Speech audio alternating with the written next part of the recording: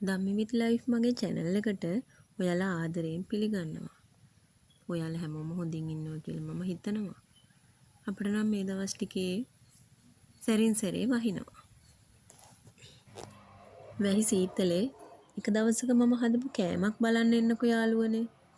මොනවද මේ හදන්නේ? ඇත්තම කියනවා නම් මේකේ නම මමවත් දන්නේ මම කරේ ඉස්සෙල්ලාම පොල් ටික ගාගත්තා. හීනියට පොල් ටික ගාගෙන ඒක පැත්තකින් තියාගත්තා. ඊට පස්සේදී පාන් පිටි ටිකක් අරගෙන එක භාජනයකට දාලා ලුණු ඩිංගක් අපේ රසට දැනෙන විදියට ලුණු ටිකක් දාලා අර පොල් ටිකත් ගාගත්ත පොල් ටික තියෙන්නේ ඒ පොල් ටිකක් දාලා හොඳට කවලම් කරගත්තා. මේ දවස්වල පොඩ්ඩොත් ගෙදරනේ. ඉතින් එයාලටත් මොනවා හරි නිතරම කන්නම තමා ඕන. ඉතින් අපේ බබාටත් කෑම කෙසේ වෙතත් අමතර දෙයක් තියෙනව නම් ඕන වෙලාවක කාවි. පොඩි දරුවෝ එහෙම තමයි. මං හිතන්නේ අපේ දරුවෝ විතරක් නෙවෙයි හැම ගෙදරම එහෙම තමයි. කතාවෙන් මම අර පොල් ටිකයි පාන් පිටි ටිකයි ඒකට ලුණු ටිකකුයි දාලා හොඳට කලවම් කරගත්තා. පොල් ටිකයි පාන් පිටි ටිකයි හොඳට කවලම් වුණාම තමයි ඒක ගොඩක්ම රස. ඊට පස්සේදී ඒකට මම පොඩ වතුර දැම්මා. වතුර දාලා හොඳට අපි පොල් රොටිය හදන්නේ.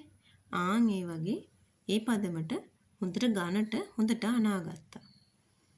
අනාගෙන ඒක පැත්තකින් තියාගත්තා.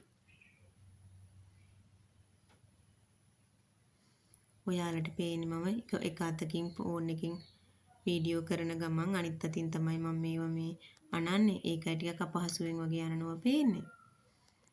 එහෙම තමයි ඉතින්. අපිට තියෙන දේෙන් අපි සතුටටපත් වෙන්න ඕනනේ. නොලැබීම් කොච්චර තිබුණත් ලැබුණු දේෙන් අපි සතුටටපත් වෙන්න ඕන.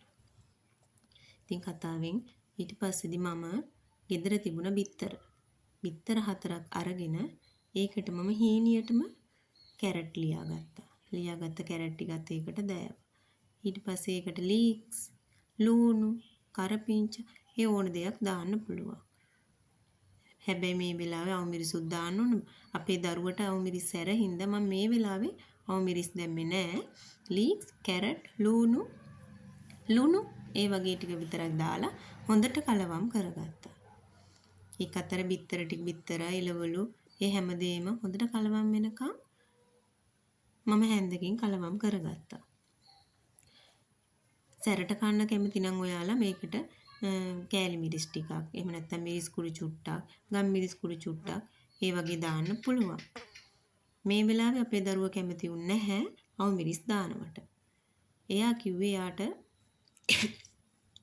එයාට වෙනම මිරිස් කුඩු චුට්ටක් විතරක් දාලා අම්මේ හදලා දෙන්න කියලා. ඉතින් එයාගේ කැමැත්තටත් මම ඉඩ දෙන්න ඕනනේ. ඒකින්ද මම ඒක ඒ විදියට තියලා පැත්තකින් තියුවා. ඊට පස්සේ අපි අර අනාගත්ත රොටි මිශ්‍රණේ තියෙන්නේ. ආන්න ඒක රොටියක් හදන විදියට තැටියක තියලා හොඳට රොටියක් විදියට රවුමට හදාගත්තා. ඒ වගේ රවුමට හදලා එක රොටි ගන්නට වැඩිය ටිකක් තුනියට ගන්න තරමට අපිට ලේසි. මොකද ඉක්මනට එතකොට තැම් වෙනවා. අපි දෙපැත්තම තම්බ ගන්න ඕනනේ. මේ දෙපැත්තම තම්බ ගන්න ඕන හින්දා ටිකක් විතර පොඩි ගුලියක් අරගෙන ඒක හීනියට වෙන්න වඩවලා ගන්න ඕනේ. එතකොට ලේසි ඉක්මනටම අපිට අපේ කෑම එක ඉක්මනටම හදා ගන්න. ඊට පස්සේ මම මගේ ගෑස් එක පත්තු කරලා මට තියෙන හැබැයි පොඩි පෑන් එක. පොඩි පෑන් එක ඒක ලේසි මේ වගේ කෑම හදනකොට. පෑන් එක ලිපේ තියලා ඒක ටිකක් රත් වෙනකන් හිටියා. ඒක රත් වෙනකන් ඉඳලා අපි අර හදාගත්ත පොල් රොටි එක තියෙන්නේ. ආන් ඒ පොල් රොටි එක අර පෑන් එකට තියලා පොඩ්ඩක් ගින්දර වැඩි කරගත්තා. ඒ මොකද අපි එක පැත්තක් හොඳට රත් වුණාන් පස්සේ තමයි අනිත් පැත්ත හරවන්නේ. හොඳට ඒ පැත්ත අමුවට තැම්බුණොත් කන්න බෑනේ. ඒකින්ද ඒ පැත්තට පොඩ්ඩක් ගින්දර වැඩි කරලා ආයෙ ගින්දර අඩු කරලා අපි අනිත් පැත්ත හරව ගන්නවා.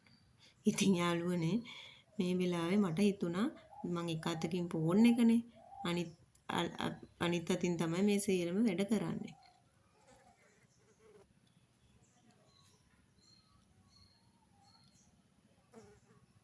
බලන්නකෝ ඉතින් ඒක හිමින් හිමින් ලස්සනට රොටිය පිච්චෙනවා.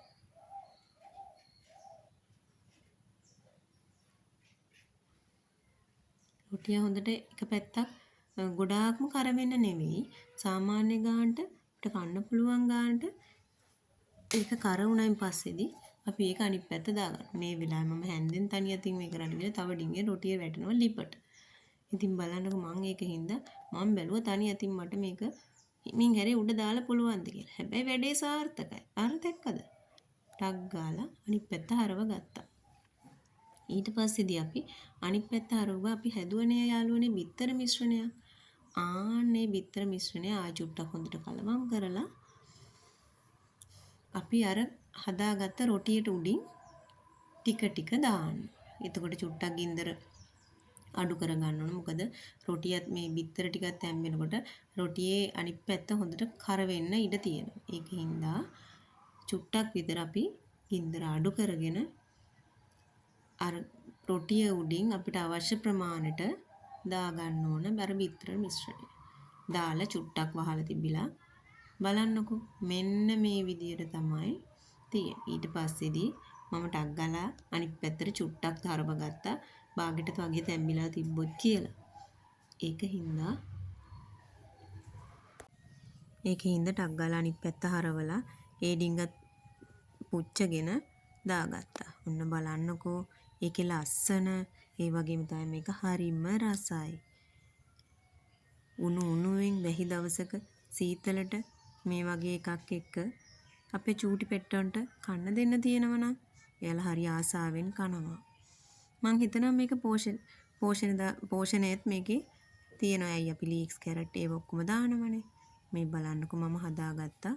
ඒ වගේ ගොඩක් අපි කට්ටියට කන්න. හදලා ඊට පස්සේ උණු කහට එකක් කල්ලා කිතුල් හකුරු කෑල්ලක් එක්ක අපි කට්ටිය රස බැලුවා. බලන්නකෝ ඔයාලත් මේ විදියට හදලා ඒක රස නියට ලස්සනටම ආවා.